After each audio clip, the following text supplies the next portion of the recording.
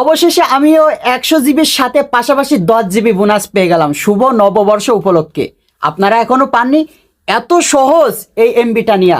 আপনার মেসেঞ্জারে দেখেন আপনার কোনো এক বন্ধু পাঠিয়েছে, পাঠায়নি এমন কিন্তু না। বর্তমান যারাই ফেসবুক চালায় তারাই কিন্তু আপনাকে পাঠিয়েছে, কিন্তু আমার ইদানিং অনেক পাঠাইছে।